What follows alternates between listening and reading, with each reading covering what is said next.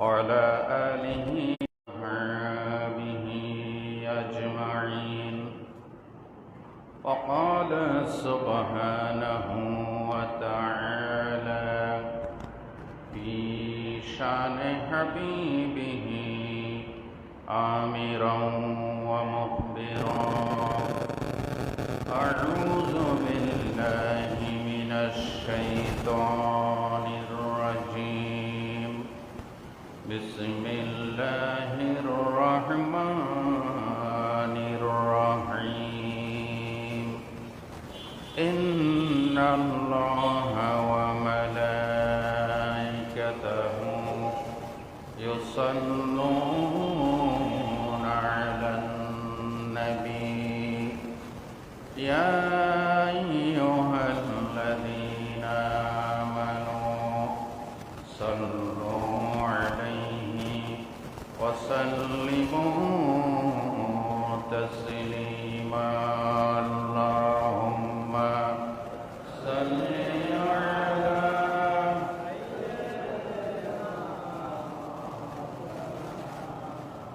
وعلى آل سيدنا. اللهم صل على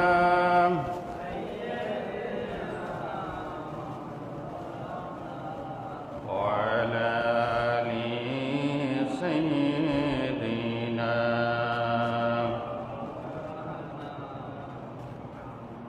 شکر ہے تیرا خدایا، میں تو اس قابل نہ تھا. تو نے اپنا گھر بلایا، میں تو اس قابل نہ تھا. شکر ہے تیرا خدایا، میں تو اس قابل نہ تھا. اپنا دیوانہ بنایا، میں تو اس قابل نہ تھا. اپنا دیوانہ بنایا، میں تو اس قابل نہ تھا. گرد و کعبے کی پھرایا، میں تو اس قابل نہ تھا. شکر ہے تیرا خدایا، میں تو اس قابل نہ تھا. تو نے اپنا گھر بلایا، میں تو اس قابل نہ تھا. تیری رحمت تیری شفقت سے ہوا مجھ کو نصیب. تیری رحمت تیری شفقت سے ہوا مجھ کو نصیب. گنبد خضرا کا سایہ، میں تو اس قابل نہ تھا. شکر ہے تیرا خدایا، میں تو اس قابل نہ تھا. تو نے اپنا گھر بلایا، میں تو اس قابل نہ تھا. আলহামদুলিল্লাহ। সমস্ত প্রশংসার মালিককে ওই আল্লাহর জন্য জবান দারাজ করে সমস্ত জড়তা, হীনতা, দুর্বলতা, অক্ষমতা, বিষণ্ণতার ঊর্ধ্বে ওঠে মহান মুনিব, মহান রব, আরশে আজিমের মালিক, কুল কায়নাতের মালিক আল্লাহ সুবহানাহু ওয়া তাআলার শিখানো ভাষায় সকলে আরেকবার বলি আলহামদুলিল্লাহ। এটা হচ্ছে হজের মাস। কিসের মাস? হজের মাস। মক্কা মদিনায় হাজিদের পদচারণায় মুখরিত হয়েছে। লাব্বাইক আল্লাহুম্মা লাব্বাইকের আওয়াজে প্রতিধ্বনিত হচ্ছে। চতুর্দিকে আল্লাহ পাকের তাওহীদের বাণী, আল্লাহ পাকের লা শরীকের বাণী মক্কা মদিনার অলিগলি মুখরিত হচ্ছে। জোরে সোরে বলেন সুবহানাল্লাহ। আল্লাহর গড়, এই গড়ের মালিককে, আল্লাহর গড়কে কেন্দ্র করে হজের মূল অনুষ্ঠান। আল্লাহর গড় কেন্দ্রিক যাবতীয় অনুষ্ঠানাদি, হুকুম, আহকাম, ফরজ, ওয়াজিবাত, সুনান, মুস্তাহাবাত, এই সব কিছু আল্লাহকে কেন্দ্র করে, আল্লাহর গড়কে কেন্দ্র করে।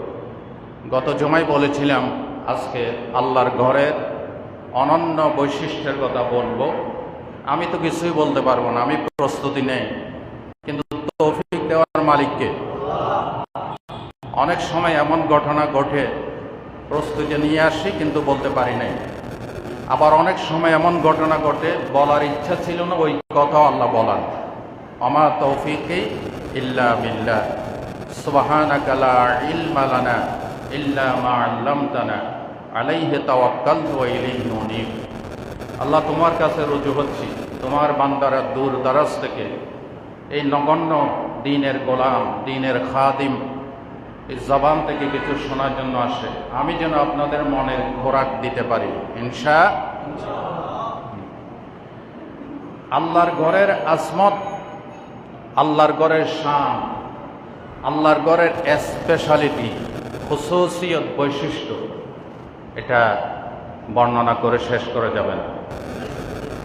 প্রথম বৈশিষ্ট্য হচ্ছে এই ঘরটা আল্লাহর কুদরতের নিদর্শন। এই ঘরটা আল্লাহর কুদরতের নিদর্শন। আল্লাহ রাব্বুল আলামিন কোরআন শরীফের সূরা আল বাকারা,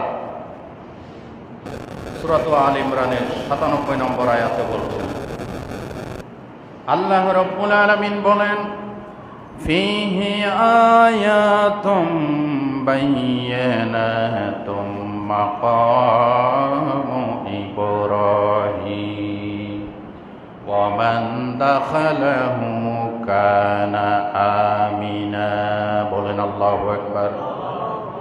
রব্বুল আলামিন বলেন, এই ঘরের কাছে আমার কুদরতের নিদর্শনাবলীর ভিতরে একটি জাজ্জল্য প্রকৃষ্ট নিদর্শন হচ্ছে মাকামে ইব্রাহিম।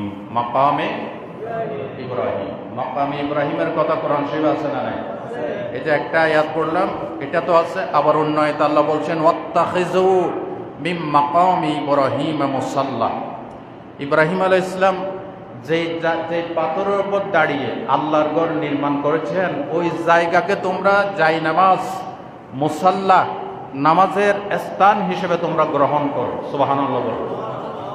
এই জন্য হাজী সাহেবরা আল্লাহর ঘরের তাওয়াফ শেষ করে মাকাম ইব্রাহিমের আশেপাশে যেখানেই জায়গা পায় দাঁড়িয়ে 2 রাকাত ওয়াজিবুত তাওয়াফ নামাজ আদায় করে।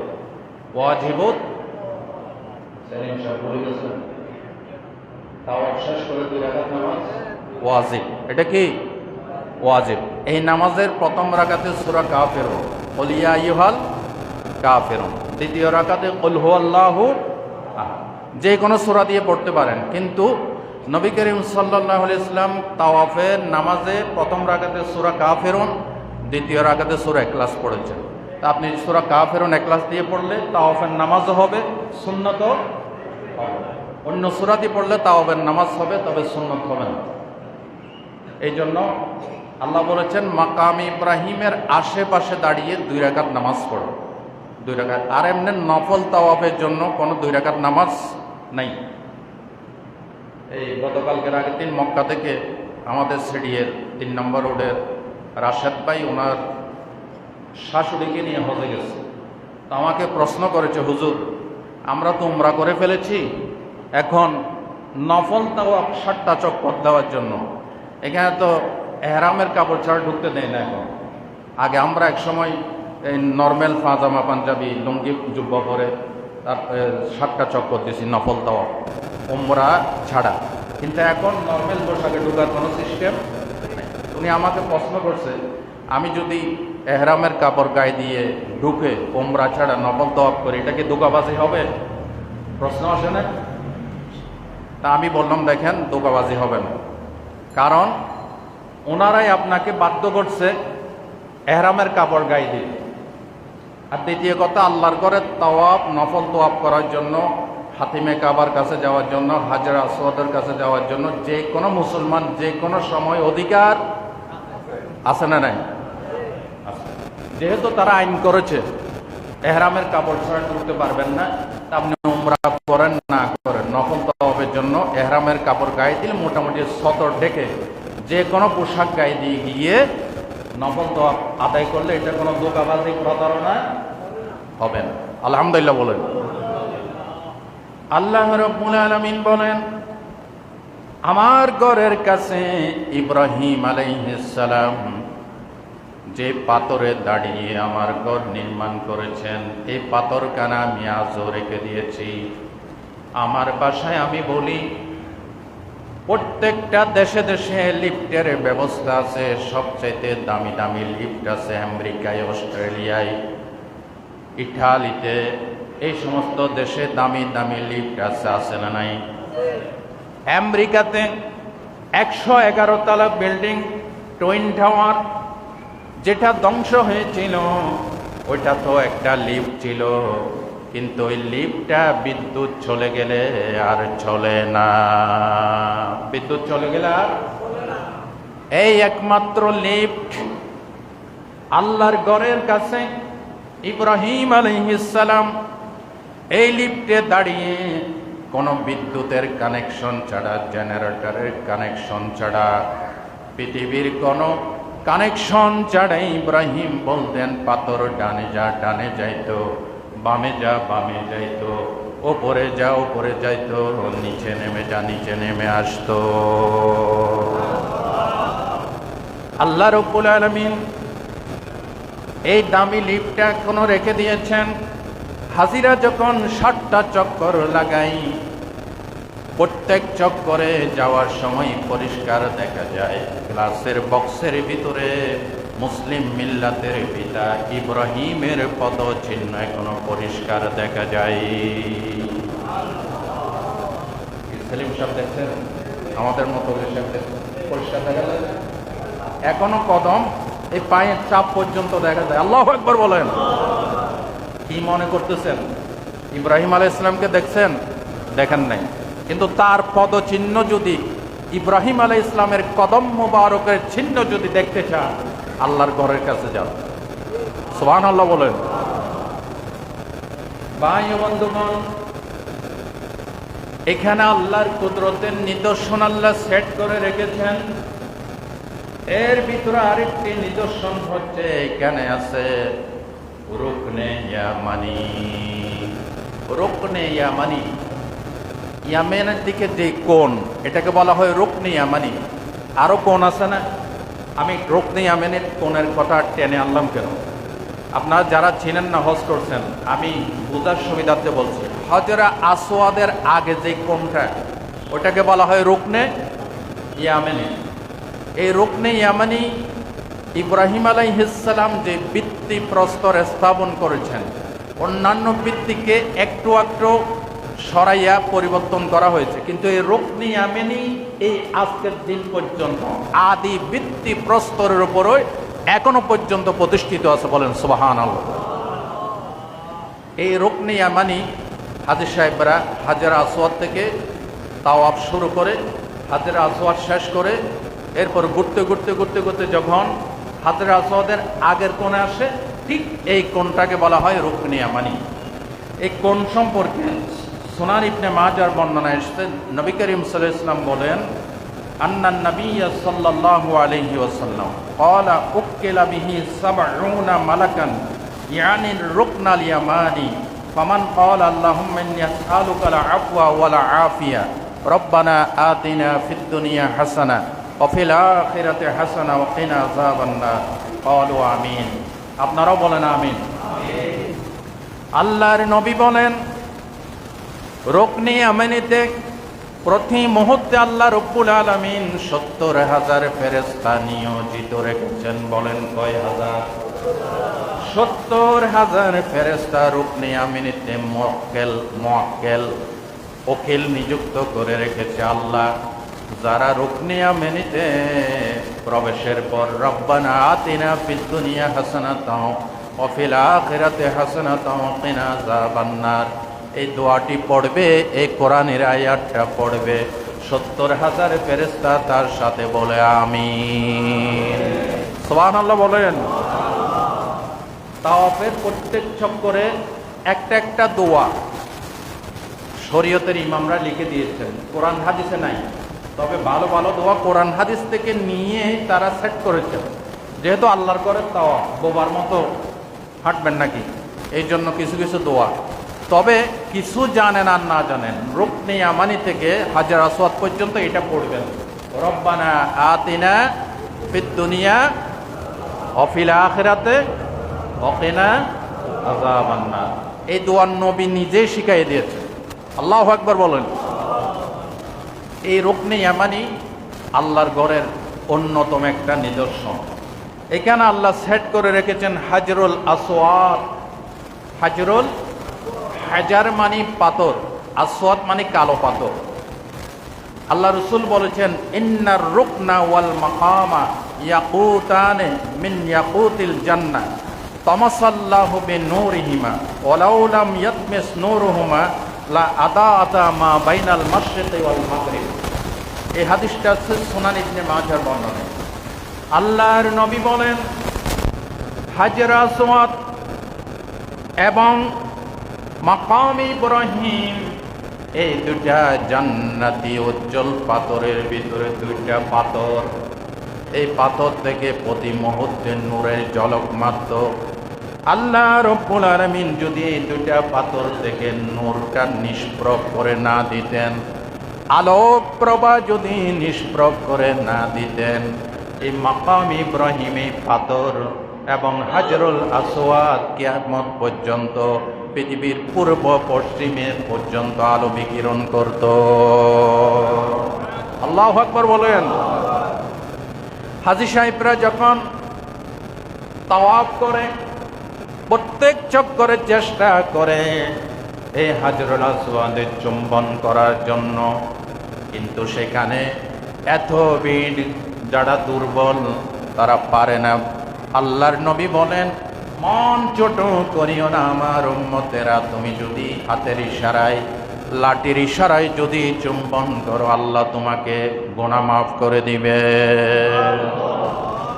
আল্লাহর নবী বলেন সুনানি তিরমিজির বর্ণনা, নাযালাল হাজরুল আসওয়াদু মিনাল জান্নাতি ওয়া হুয়া আশাদ্দু বায়াদাম মিনাল লাবান ফাসাওয়াদাতুহু খাতায়া বানি আদম। আমার নবী বলেন এই হাজরুল আসওয়াদ জান্নাত থেকে আল্লাহ যেদিন দুনিয়ায় পাঠিয়ে দেন, ওই পাথর সেদিন ছিল দুধের চাইতে আরো বেশি সাদা। সুবহানাল্লাহ বলেন। হাজরুল আসওয়াদ, হাজার মানে পাথর, আসওয়াদ মানে কালো।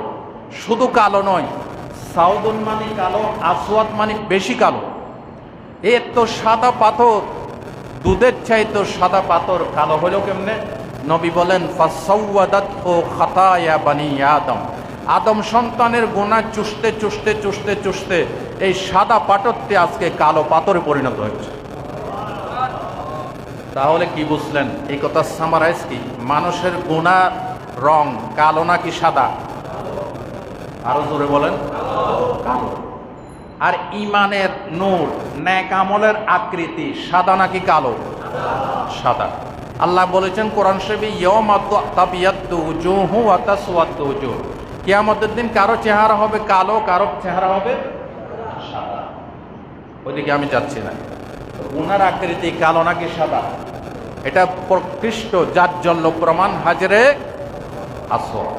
নবী বলেন এই পাথরে হাজী সাহেব যখন লাঠির ইশারায় অথবা হাতের ইশারায় অথবা ডাইরেক্ট গিয়ে চুম্বন করবে, চোষ কাগজের মতো যদি আপনি সত্যিকার অর্থে হাজি হন, এখলাস আছে, হালাল টাকা, ইমান ঠিক, সব ঠিক, এই পাথর চোষ কাগজের মতো আপনার সব গুণে টেনে চুষে নেয়। আরে ভাই, এই জন্যই তো নবী বলছেন, হজ করে যখন ইমানদার হাজি দেশে আসে, মায়ের পেট থেকে সদ্য প্রসূত বাচ্চার মতো নিষ্পাপ হয়ে আসে। আল্লাহ আমাদেরকে একবার হজের আসওয়াদে চুম্বন করার তৌফিক দান করেন। তো এখানে শেষ নয়, হজের আসওয়াদের এই কারিশমা, কেরামতি, অলৌকিকত্ব দুনিয়ায় শেষ নয়। হাসরের ময়দানে এই হাজর আসওয়াদ, এই পাথর কথা বলবে আরো জোরে। এই হাদিসটা আসছে সুনান ইবনে মাজার বর্ণনায়। আল্লাহর নবী কসম কেটেছেন, শপথ করে বলছেন।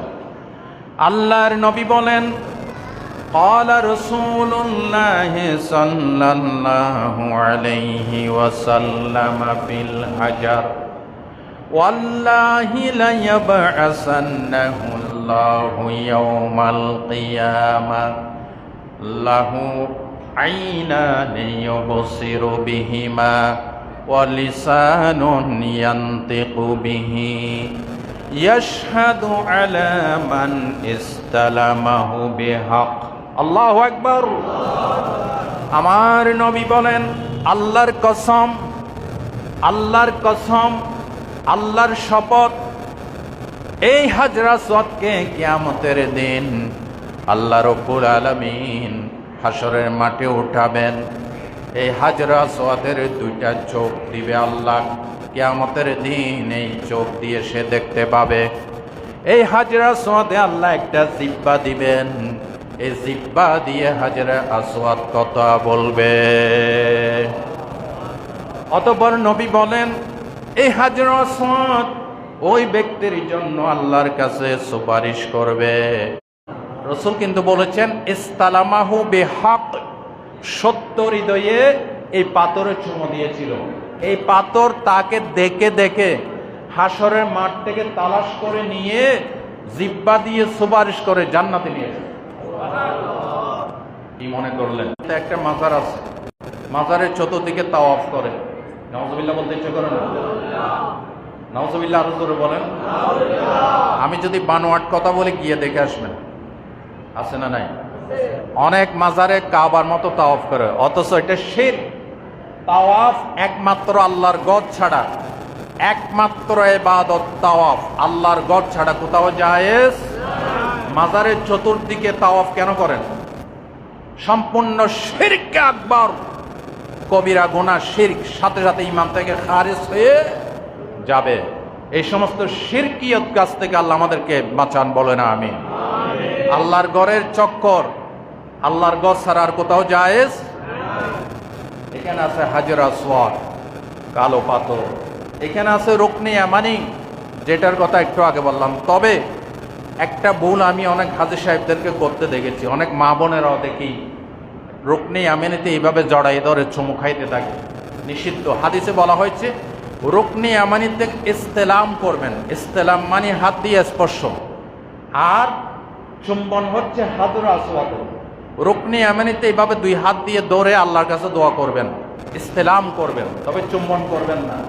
অনেক হাজী সাহেব রুকনে ইয়ামানিতে চুম্বন করে, এটা ভুল। এরপর এখানে আছে মুলতাজিম। মুলতাজিম, মুলতাজিম মানে আল্লাহর ঘরের দরজা। আল্লাহর ঘরের দরজাটা অনেক উঁচু। যারা লম্বা মানুষ এরা লাগল পায়, আর যারা বেটে মানুষ এরা লাগল না পাইলেও ওইখানে সামনে দাঁড়াইয়ে দোয়া করলে আল্লাহ দোয়া কবুল করবে। আমি ধরেছি, যতবার তাওয়াফ করেছি ততবার ধরতে পারছি।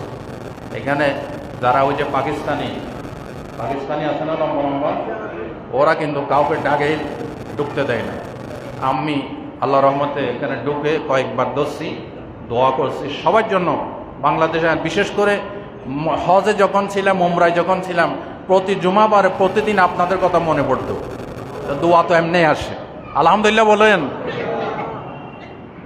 আমরা পরস্পরে যেন হজে গিয়ে সকলের জন্য দোয়া করতে পারি, আল্লাহ তৌফিক দান করেন।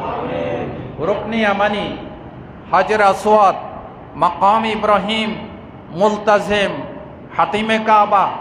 এই হাতিমে কাবার ভিতরে আবার একটা কাবা ঘরের ছাদ থেকে একটা ছোট্ট একটা পাইপ দেওয়া হয়েছে, এটাকে এদিক দিয়ে কাবা ঘরের ছাদের পানি পড়ে, এটাকে বলা হয় মিজাবে রহমত।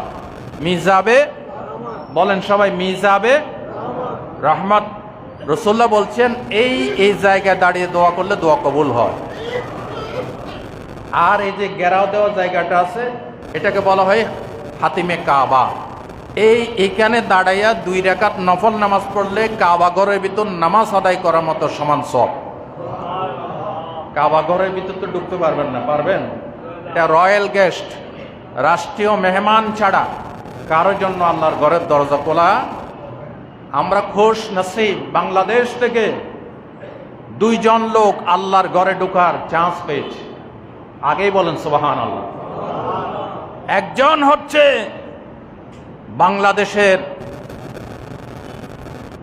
যিনি আমাদের গর্ব অহংকার শহীদ প্রেসিডেন্ট মরহুম জিয়াউর রহমান, তিনি আল্লাহর ঘরে রাষ্ট্রীয় মেহমান হিসেবে তার জন্য আল্লাহর ঘরের দরজা খুলে দেওয়া হয়েছে।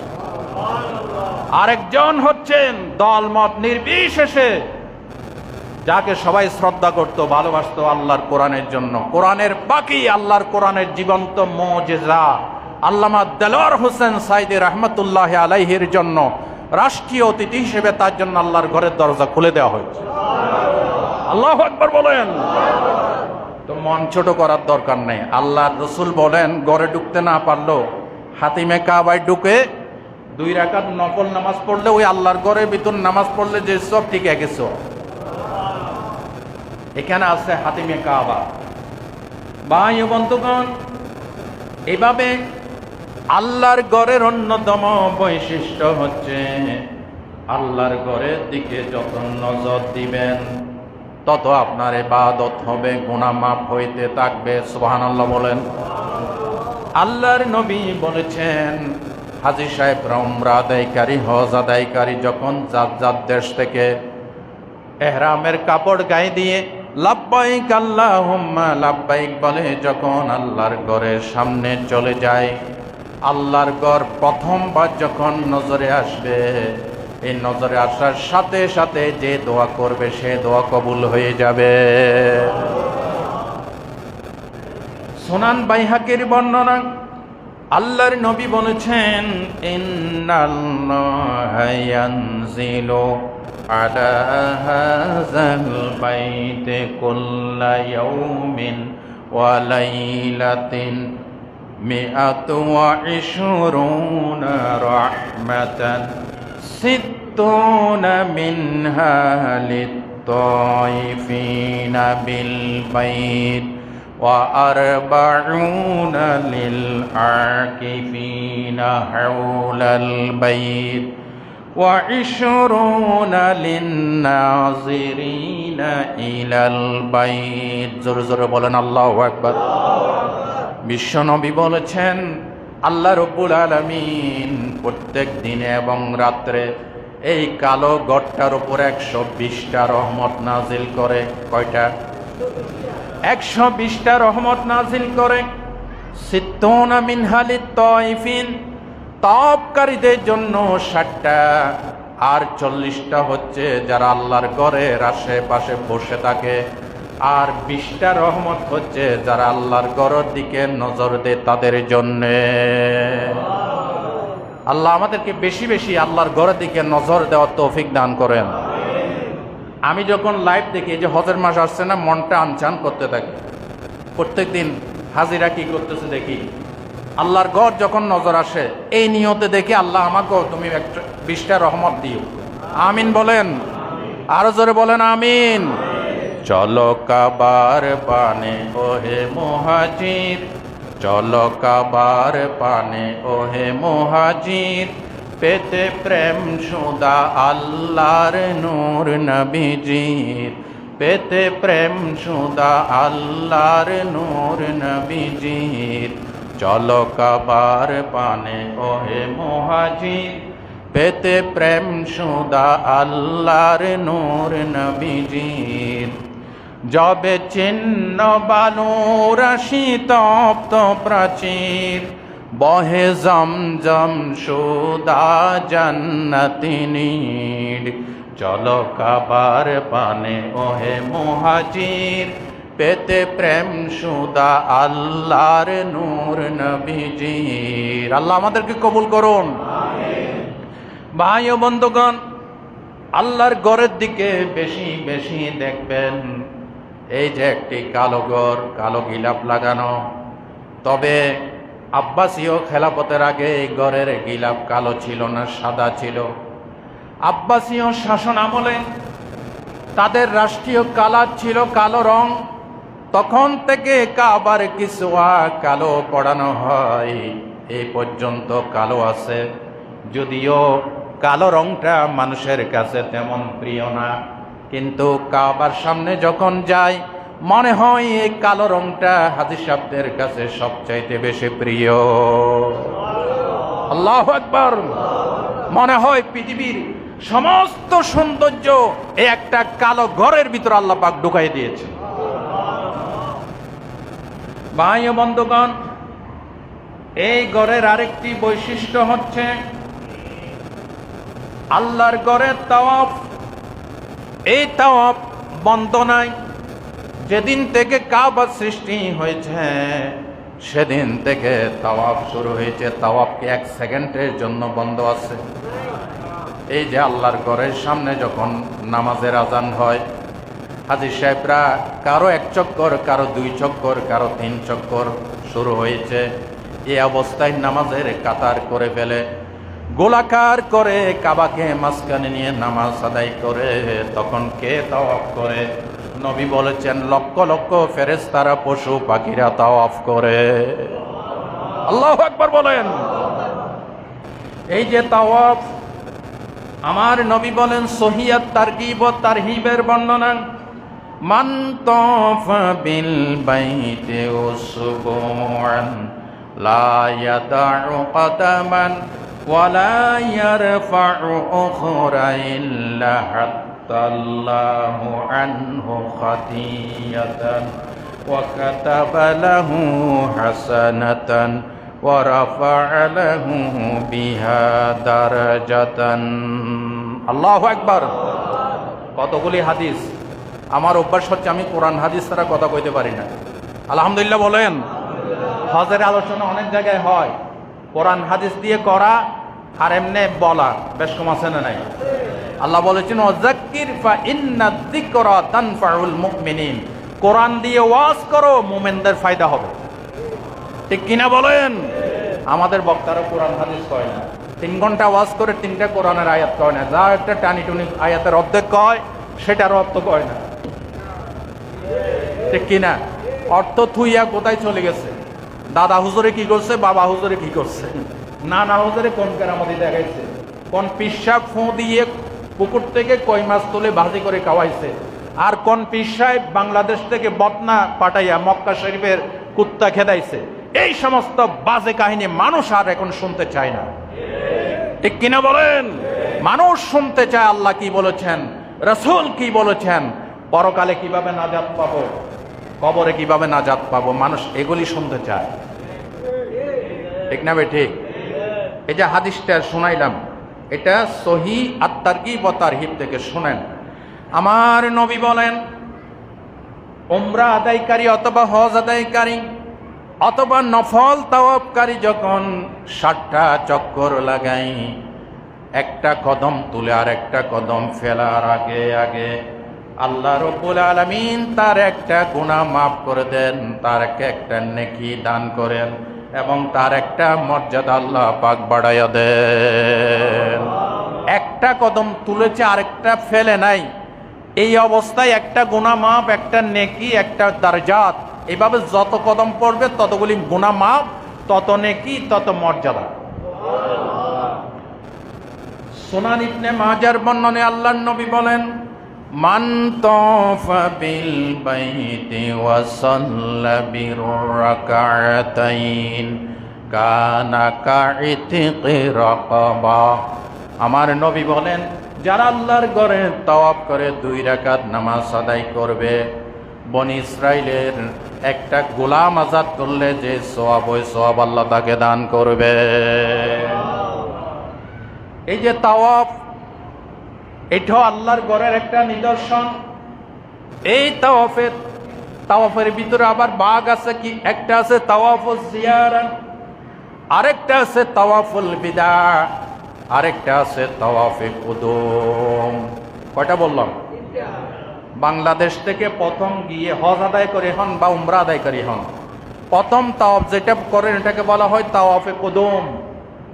বলেন তাওয়াফে কুদুম। আর জিলহজের 5 তারিখে, আমি এগুলি আগে বলেছি এই জন্য লম্বা চড়া করতেছি না, 5 দিনে 5 জায়গায় 9টা কাজ করাকে হজ বলে। মুখস্থ করেন, 5 দিনে 5 জায়গায় 9টা কাজ করাকে হজ বলে। এর ভিতরে একটা কাজ হচ্ছে তাওয়াফুল জিয়ারা। ওই যে মিনা থেকে শয়তানকে পাথর মারার পরে মিনা থেকে আবার এখানে মক্কায় আসতে হবে। এটা 10 তারিখও করতে পারেন, 11 তারিখও করতে পারেন, 12 তারিখও, সূর্যাস্ত পর্যন্ত করতে পারেন। তাওয়াফুল জিয়ারা, এই তাওয়াফুল জিয়ারা করা হজের ফরজ। বলেন না, হজের কি ফরজ? এটা হচ্ছে তাওয়াফুল জিয়ারা। আরেকটা হচ্ছে তাওয়াফুল বিদা। তাওয়াফুল বিদা বাংলাদেশে আসার আগে শেষ তাওয়াফ যেটা করেন এটাকে বলা হয় তাওয়াফুল বিদা।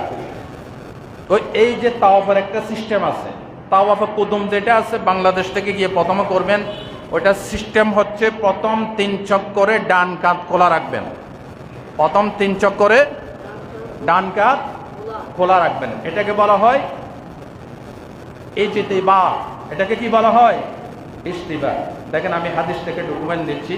হজ অধ্যায় সুনান আবু দাউদের বর্ণনায় রাসূলুল্লাহ বলেন, আন্না রাসূলুল্লাহ সাল্লাল্লাহু আলাইহি ওয়াসাল্লাম ওয়া আসহাবাহু ইতামারু মিনাল জিরানা ফারামালু বিল বাইত ওয়া জাআলু আরদিয়াতাহুম তাহতা আবাতিহিম কদ কাযাফুহা আলা ওয়াতিহিমুল ইউসরা। আলেম ওলামা থাকলে একটু খেয়াল করেন, রাসূল পাক সাল্লাল্লাহু আলাইহি ওয়াসাল্লাম এবং সাহাবীরা জিরানা থেকে উমরার এহরাম বাঁধলেন। জিরানা আপনারা যারা গেছেন সহজে চিনে ফেলছেন। মক্কা থেকে উত্তর পূর্ব কোণে 22 কিলোমিটার দূরে একটা মসজিদ আছে, এটাকে বলা হয় মসজিদে জিরানা, মসজিদে মিকাত। এটার ইতিহাস হচ্ছে 8ম হিজরিতে মক্কা বিজয়ের পর হুনাইনের যুদ্ধ শেষে আল্লাহ রসুল সাল্লাল্লাহু আলাইহি ওয়াসাল্লাম এই জায়গায় বসে গনিমতের মাল বন্টন করেছেন, একটা তাঁবু খাটাইছেন। ওই স্থানে একটা বিশাল মসজিদ গড়ে উঠেছে, ওটাকে বলা হয় মসজিদে জিরানা। আল্লাহ নবী এখান থেকে এহরাম পড়ে, সাহাবায়ে কেরাম এহরাম পড়ে এসে মক্কাতে উমরা আদায় করেছেন। এটাকে বলা হয় বড় উমরা। এটাকে কি বলা হয়? বড় উমরা। আর বাংলাদেশ থেকে এহরামের কাপড় পরে যখন গেছেন এটা হচ্ছে ছোট উমরা। এবং এরপরে যতবার উমরা করবেন মসজিদে আয়েশাতে যাবেন, ওটা হচ্ছে ছোট উমরা। ওইটাও উমরা, ঠিক আছে, উমরা সওয়াব পাবেন। কিন্তু নবী করিম সাল্লাল্লাহু আলাইহি ওয়াসাল্লাম ওই জিরানা থেকে এহরাম পড়ে এসে এখানে উমরা করছেন। সুবহানাল্লাহ বলুন। এরপর কি করছেন? ওয়াজআলু আরদিয়াতাহুম, খেয়াল করেন, রিদা মানে চাদর, এটার বহুবচন হচ্ছে আরদিয়া। তাদের চাদর সমূহ তাহাতা আবাতিহিম, ইবতুন মানে বগল, আবাতুন এটার বহুবচন, তাদের বগল সমূহের নিচ দিয়া এই চাদরকে কদ কাযাফুহা নিক্ষেপ করেছেন আলা আওয়াতিহিমুল ইউসরা। ইতকুন মানে গার্ড, এই যে গার্ড, আওয়াতিক এটার বহুবচন, ইউসরা মানে বাম। ডান বগলের নিচে এহরামের কাপড়টা নিয়ে বাম কাঁধের উপর দিয়ে নিক্ষেপ করেছেন, এটাকে বলা হয় ইস্তিবা। এটাকে কি বলা হয়? এটা করে নবীজি ফারামালু, রমল করেছেন, প্রথম 3 চক্করে দৌড়াইছেন। সুবহানাল্লাহ বলেন। প্রথম 3 চক্করে কি করছেন? দৌড়াইছেন, নর্মাল স্বাভাবিক হাঁটেন নাই। এটা কেন? এটা হচ্ছে মক্কা শরীফ থেকে আল্লাহ নবী যখন মদিনা শরীফ থেকে মক্কাতে আসেন, মক্কা বিজয় শেষে যখন তিনি তাওয়াফ করতেছেন, ওই মক্কার কিছু কাফের মুশরিক টিটকারি করে, এরা কয় দেখো নবী এবং তার সাহাবীরা মদিনার খারাপ আবহাওয়ায় থাকতে থাকতে নাকাইতে দুর্বল হয়ে গেছে, হাঁটতে পারে না। নওজুবিল্লাহ বলেন। আল্লাহর নবী বললেন, সাহাবীরা কি বলেছে শুনেছো? শক্তি প্রদর্শন করো, ইসলাম দুর্বল ধর্ম নয়, মুসলমানরা দুর্বল নয়। ডাইন বাহু প্রকাশ করো, শক্তি দেখাও, দৌড়ানোর বাপ করো। জোরে বলেন সুবহানাল্লাহ। হাজী সাহেব কিছু আছে হজ করে, এমন সুফি সাহেব, সুফি হাসানুল্লাহ, ডাইন বাম চিনে না, অথচ হজের প্রত্যেকটা ট্রেডিং মানুষকে মুজাহিদ বানায়, মানুষকে ইসলামের সৈনিক বানায়। জোরে বলেন সুবহানাল্লাহ। এই হজ থেকে এসে একেবারে সুফি সাহেব হয়ে গেছে। আমি ডাইন বাম বুঝি না, এই সমস্ত এগুলির আমি ধারে কাছে আল্লাহ বিল্লাহ। কেউ নাচ গান করলো ডাক দেয় না, গর তার মেয়ে জিন্সের প্যান্ট পরে মার্কেটে ঘুরে, সে এগুলিতে ধারে কাছেও ওই সুফি সাহেব হজ করছেন। এই হজের 2 পয়সার দাম আছে। হজ করলে মানুষ আরো মুজাহিদ হয়, বীর পুরুষ হয়, ইসলামের জন্য কমিটেড হয়। আল্লাহু আকবার বলেন। কথা বুঝাইতে পারছি? আসলে আমার কথা বুঝতে কি কষ্ট হয় নাকি সহজে বুঝতে পারেন? আলহামদুলিল্লাহ বলেন। বাকি কথা আমি ফিনিশিং করছি, আপনারা দরুদ শরীফ পাঠ করেন। আল্লাহুম্মা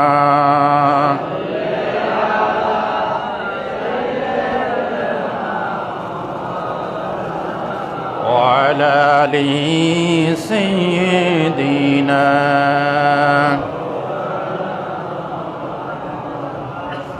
সম্মানিত ভাইরা, এই ঘরের আরেকটি বৈশিষ্ট্য হচ্ছে, আল্লাহর ঘরের আগে পৃথিবীতে কোনো ঘর ছিল না। প্রথম ঘর যেটা নির্মিত হয়েছে সেটার নাম হচ্ছে খানায়ে কাবা। এই পৃথিবীর প্রথম ঘরের নাম কি? এর আগে পৃথিবী থই থই পানি ছিল। ওয়া কানা আরশুহু আলাল মা, কোরআন শরীফের আয়াত। পৃথিবীতে অথই পানি ছিল, অথই পানি ছিল। এরপরে আল্লাহর আরশটা পানির উপর ছিল। আল্লাহ রাব্বুল আলামিন ফেরেশতাদেরকে বললেন, আমি মানুষ বানাবো। মানুষ বানানোর পর মানুষ কিভাবে থাকবে? আল্লাহ রাব্বুল আলামিন তখন পৃথিবীতে মাটি সৃষ্টির পরিকল্পনা করলেন। এবার হযরতে জিবরিল আলাইহিস সালামকে বললেন, জিবরিল তুমি পৃথিবীর মাঝখানটা নির্ণয় করো, সেন্টার অফ দি ওয়ার্ল্ড, পৃথিবীর মাঝখান বরাবর নির্ণয় করো। হযরতে জিবরিল আলাইহিস সালাম 1 মিনিটের ভিতরে পৃথিবীর মাঝখান আবিষ্কার করে ফেলেছে। যাদের ঈমান দুর্বল ওরা বলবে, হুজুর এটা একটা কথা বললেন, এত বিশাল পৃথিবী 1 মিনিটের ভিতর মাঝখান সেন্টার অফ দি ওয়ার্ল্ড আবিষ্কার করলো। যাদের ঈমান দুর্বল এদের বিশ্বাস, এটা বিশ্বাস করানোর জন্য আরেকটু রেফারেন্স টানি, তাহলে বিশ্বাস হবে। জিবরিলের কথা বাদ দিলাম, ইসরাফিল আলাইহিস সালাম নামে একজন ফেরেশতা আছেন, ওনার দায়িত্ব হচ্ছে সিংগায় ফুঁক দেওয়া। ও নুফিখা ফিস সূর, আল্লাহ বলেন এই সূর আপনাদের ভাষায় আপনারা বাঁশি বুঝেন, এই সিংগায় বাঁশিতে যখন ফুঁক দিবে, ফাইজাহুম মিনাল আজদাসি ইলা রাব্বিহিম ইয়ানসিলুন। কোন সূরায় আছে? মাশাআল্লাহ, সিদ্দিক সাহেব জবাব দিয়েছে, সূরা ইয়াসিন। এই সিংগায় যখন ফুঁক দিবে, কবরবাসীরা সবাই কবর থেকে উঠে হাঁটা শুরু করবে। এই সিংগাটা আপনারা মনে করছেন যে ছোট একটা বাঁশি নিয়ে মুখে দাঁড়ায় আছেন, না। মুফাসসিরিন একরাম লিখেছেন, ইসরাফিল আলাইহিস সালামের মুখে যে সিংগা, এটাতে 6টা ছিদ্র আছে।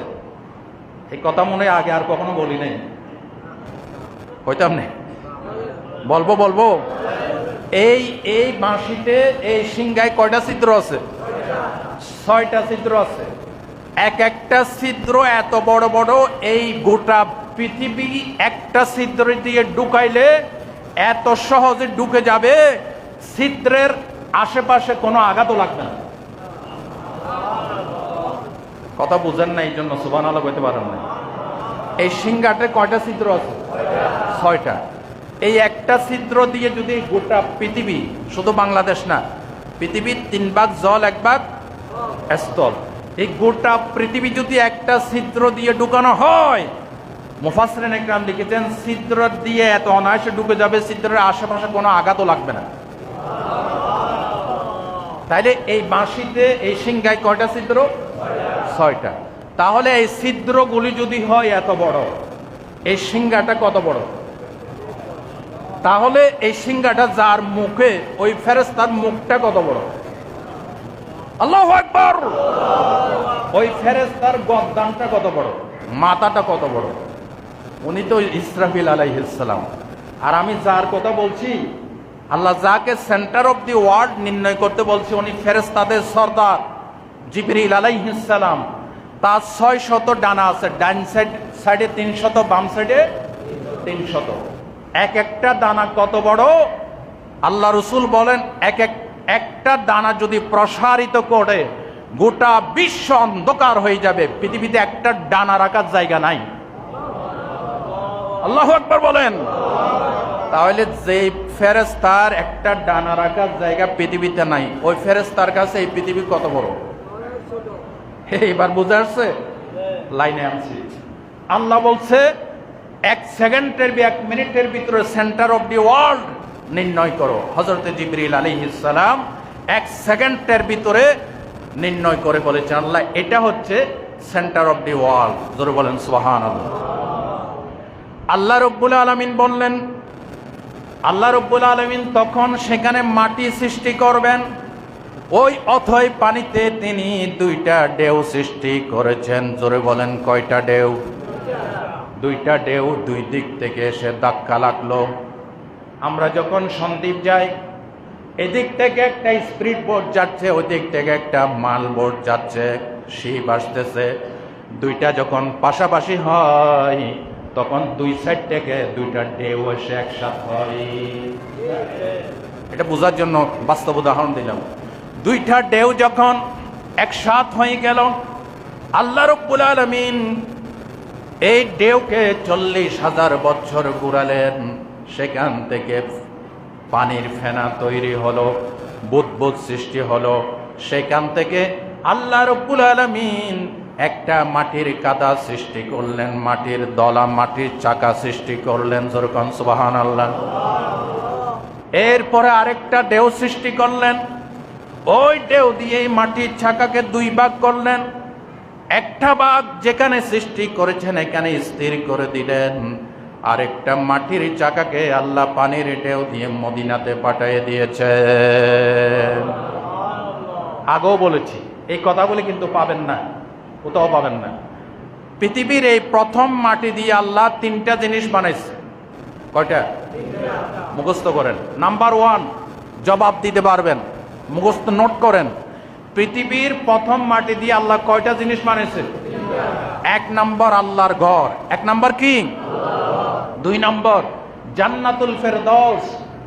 নবী করিম সাল্লাল্লাহু আলাইহি ওয়াসাল্লাম বলেছেন, তোমরা যখন আল্লাহর কাছে জান্নাত চাইবা, সালুহুল ফেরদৌস, আল্লাহর কাছে জান্নাতুল ফেরদৌস চাও। 3 নম্বর, পৃথিবীর এই প্রথম মাটি দিয়ে, ওই জান্নাতুল ফেরদৌসের মাটি দিয়ে আল্লাহ আমাদের বিশ্ব নবীর জিসমে আতহার, পবিত্র জিসিম মোবারক আল্লাহ জান্নাতের মাটি দিয়ে বানাইছে। আরো যেরকম সুবহানাল্লাহ। তবে সলিমউদ্দিন, কসিমউদ্দিন আর সাধারণ মানুষকে যে মাটি দিয়ে বানাইছে, আমার নবীকে আল্লাহ সেই মাটি দিয়ে বানান নাই। পৃথিবীর প্রথম মাটি দিয়ে, জান্নাতুল ফেরদৌসের মাটি দিয়ে আল্লাহ 3টা জিনিস বানাইছে। একটা কাবাঘর, আরেকটা হচ্ছে জান্নাতুল, আরেকটা আমার নবীর জিসিম মোবারক। জোরে বলেন সুবহানাল্লাহ। এই মাটির চাকা এখানে স্থির করে দিলেন। এবার ফেরেশতাদেরকে বললেন, এবার সম্প্রসারিত করলেন। ওই মদিনাতে নেওয়া মাটি, আপনারা আরেকটা প্রশ্ন করতে পারেন যে হুজুর আরেক চাকা মাটি আল্লাহ কেন মদিনা শরীফ নিলেন? প্রথমে মক্কা সৃষ্টি করলেন, এরপরে মদিনা। যেহেতু আল্লাহ রসুল বলেছেন যাকে যে মাটি দিয়ে তৈরি করা হয়েছে আল্লাহ তাকে সেই মাটিতে ফিরাইয়া দিবেন। রসুল জানেন না, আমরা কেউ জানি না। আল্লাহ রসুল হিজরতের পরে মক্কাবাসী কর্তৃক বিতাড়িত হয়ে হিজরত করে এক সময় মদিনাতে তিনি শেষ নিদ্রায় শায়িত হবেন, এটা কে জানে? এই জন্য আল্লাহ আগে ভাগে যেই মাটি দিয়ে নবীকে তৈরি করবেন, সেই মাটির একটা অংশকে মদিনা শরীফ নবীর রওজার এখানে নিয়ে স্থির করে দিয়েছেন। এবার এই 2 মাটিকে আল্লাহ তাআলা সম্প্রসারিত করলেন। মেয়ে লোকেরা রুটি বেলে না, রুটি বেলে দেখছেন, বেলুন দিয়ে যখন বেলে চতুর্দিকে কি হয়? সম্প্রসারিত। আল্লাহ এইভাবে জমিনকে সম্প্রসারিত করলেন। প্রথমে বানাইলেন মক্কা মদিনা, সেখান থেকে গোটা বিশ্বকে, পৃথিবীর 3 ভাগ জল 1 ভাগ স্থলকে আল্লাহ পাক তৈরি করলেন। এবার ফেরেশতাদেরকে বললেন, এখানে আমার ঘর বানাও। ফেরেশতারা সর্বপ্রথম জিবরিল আলাইহিস সালামের নেতৃত্বে এখানে আল্লাহর ঘর নির্মাণ করলেন। দ্বিতীয়বার নির্মাণ করলেন হযরত আদম আলাইহিস সালাম দুনিয়াতে আসার পর। তৃতীয়বার নির্মাণ করলেন হযরতে শীশ আলাইহিস সালাম, চতুর্থবার নির্মাণ করলেন হযরতে ইব্রাহিম আলাইহিস সালাম, পঞ্চমবার নির্মাণ করলেন আমালেকা সম্প্রদায়, ষষ্ঠবারে জোরহাম গোত্র, সপ্তমবারে কুরাইশ গোত্র, অষ্টমবারে হাজ্জাজ ইবনে আব্দুল্লাহ ইবনে জুবাইর, নবমবারে কুরাইশ গোত্র, দশমবারে হাজ্জাজ ইবনে ইউসুফ। এই টোটালি 10 বার আল্লাহর ঘর নির্মিত হয়েছে। কয়বার? 10 বার। তবে কুরাইশ গোত্র যখন আল্লাহর ঘরের পুনর্নির্মাণ করে, সেই পুনর্নির্মাণ কাজে আমার নবীও শরীক ছিলেন। তখন নবী করিম সাল্লাল্লাহু আলাইহি ওয়াসাল্লাম নিজেও পাথর বহন করে নিয়েছেন, তখন তিনি ছোট্ট ছিলেন। হাজরে আসওয়াদকে যখন সরানো হয়েছে, এই হাজরে আসওয়াদ ঠিক জায়গায় রাখার জন্য কে রাখবে, এটা নিয়ে মারামারি কিলাকিলি যখন শুরু হয়েছে, তখনকার দিনে এই মারামারি ছিল নিত্য নৈমিত্তিক ব্যাপার। তখন নবী করিম সাল্লাল্লাহু আলাইহি ওয়াসাল্লাম একটি সমাধা দিয়েছিলেন যে তোমরাই তো আমাকে আলামিন বলো, আমি একটা সমাধা দেই, তোমরা মানবে? মানবো। আগামীকাল সকাল বেলায় ভোরে ভোরে যে সবাই আগে আল্লাহর ঘরের প্রাঙ্গণে হাজির হবে, তিনি এটা যে সমাধা দিবেন, এই সমাধা সকলকে মানতে হবে। সবাই বলল ঠিক আছে, আমরা মানব। দেখা গেল পরদিন সবার আগে আল আমিন মুহাম্মদ সাল্লাল্লাহু আলাইহি ওয়াসাল্লাম আল্লাহর ঘরের কাছে হাজির। তো তিনি বললেন একটা চাদর নিয়ে আসো। চাদর নিয়ে আসলেন, হাজরে আসওয়াদকে চাদরের মাঝখানে বসালেন, 4টা গোত্রকে যারা ভেদাভেদ দলাদলি মারামারি করছে তাদেরকে ডাকলেন, তো তোমরা চাদরের 4 কোণায় ধরো। ধরলেন, তারা সবাই ধরে হাজরে আসওয়াদকে ঠিক জায়গায় স্থাপন করলেন, মারামারি কিলাকিলি বন্ধ হয়ে গেল। সুবহানাল্লাহ বলেন। এই যে আল্লাহর ঘর, এই ঘরের আগে পৃথিবীতে কোনো ঘর নির্মিত হয় নাই, এটাই প্রথম ঘর। জোরে বলেন সুবহানাল্লাহ। এভাবে আল্লাহর ঘরের অনেক অনেক আজমত, অনেক শান, অনেক অলৌকিকত্ব রয়েছে। এগুলি একবারে সময় পাইলে আপনাদেরকে আরো শোনাবো। এখানে আরো আছে সাফা মারওয়া। এখানে কি আছে? সাফা মারওয়া। এই দুটা কিসের নাম? পাহাড়ের নাম। কিসের নাম? পাহাড়ের নাম। তবে এখান পাহাড়ের নাম শুনলে আমাদের চোখে যে দৃশ্যটা বেশি ওঠে, উঁচু নিচু টিলা, এখানে কঙ্কর, এখানে কাঁটা, এখানে বিভিন্ন কষ্টদায়ক বস্তু, এই চিত্রটা বেশি ওঠে। কিন্তু আগের সেই পাহাড় এখন নাই। এখন সৌদি গভর্নমেন্ট এখানে টাইলস লাগাইয়া সুন্দর করে এসি ফিটিং করে, সুন্দর করে এখানে অল ডেকোরেটেড করে, মুজাইয়ান করে হাজী সাহেবদের জন্য সহজে যাতে সাই করতে পারে ব্যবস্থা করে দিয়েছে। আল্লাহ রাব্বুল আলামিন সূরা বাকারাতে বলেছেন, ইন্নাস সাফা ওয়াল মারওয়াতা মিন শাইরিল্লাহ ফামান হাজ্জাল বাইতা আও ইতামারা ফালা জুনাহা আলাইহি। আল্লাহ বলেন, এই সাফা এবং মারওয়া পাহাড় আল্লাহর কুদরতের নিদর্শনের ভিতরে 2টা নিদর্শন। যে ব্যক্তি হজ করবে বা উমরা আদায় করবে, এই পাহাড় দ্বয়ের ভিতরে দৌড়ানো তার জন্য কোনো গুনাহ নয়। সুবহানাল্লাহ বলেন। আল্লাহ এখানে বলতে পারতেন এই পাহাড় দ্বয়ে দৌড়ানো তার জন্য সব, এটা না বলে বললেন গুনাহ নয়। এটার জবাব আগেও দিয়েছি, আধা মিনিট 1 মিনিটে দিয়ে ফেলি, মুখস্থ করেন। আল্লাহ আমাদের ইমানি জজবা, ইমানি জ্ঞানকে বাড়াইয়ে দিন, বলেন আমিন। ওই জাহালিয়াতের যুগে সাফা পাহাড়ের উপরে এই মুশরিকেরা আদম আলাইহিস ইসলামের একটা কল্পিত মূর্তি তৈরি করেছিল, আর মারওয়া পাহাড়ের উপরে হযরতে হাওয়া আলাইহিস সালামের মূর্তি তৈরি করেছিল। নাউযুবিল্লাহ বলেন। ইসলাম প্রতিষ্ঠিত হওয়ার পর, মক্কা বিজয়ের পর আল্লাহ রাসূল এই 2টা মূর্তি ভেঙে পাহাড় থেকে ফেলে পবিত্র করে দিয়েছেন। এরপরও কারো কারো মনে সন্দেহ জাগে, এখানে তো মূর্তি ছিল, এই পাহাড়ের উপর আল্লাহ দৌড়াইতে বলছে, গুনাহ টুনা হবে নাকি? তা আল্লাহ বললেন, ফালা জুনাহা আলাইহিমা, তোমাদের জন্য এই পাহাড় দ্বয়ের মাঝখানে দৌড়ানো কোনো গুনার কাজ নয়। এই জন্য আল্লাহ বলেছেন, সওয়াবের কথা না বলে আল্লাহ তাদের ভাষায় জবাব দিয়েছেন যে তোমরা গুনাহ টুনা মনে করতেছো না, এই পাহাড় দ্বয় আমার কুদরতের নিদর্শন, এখানে দৌড়াও, গুনাহ মাফ হয়ে যাবে। হজের ওয়াজিবের ভিতর একটা ওয়াজিব হচ্ছে আস-সাইয়ু বাইনাস সাফা ওয়াল মারওয়া। সাফা পাহাড়ে মারওয়া পাহাড়ে দৌড়ানো, 7 বার দৌড়ানো। আর উমরা আদায় করার এটা জরুরি কাজ, উমরার জন্য এটা এসেনশিয়াল কম্পালসারি কাজ যে সাফা মারওয়া পাহাড়ে দৌড়ানো। এছাড়া আর দৌড়ানো নেই। এমনি কেউ যদি এখানে হাঁটতে যায় যাইতে পারেন, হাঁটেন, দেখে আসেন, গুনাহ নেই। কিন্তু এই হজ এবং উমরা আদায় করার সময় এখানে সাই করা খুবই জরুরি কাজ। আল্লাহ আজকের এই কথাগুলি আমাদের সকলকে বুঝে মানার, আমল করার তৌফিক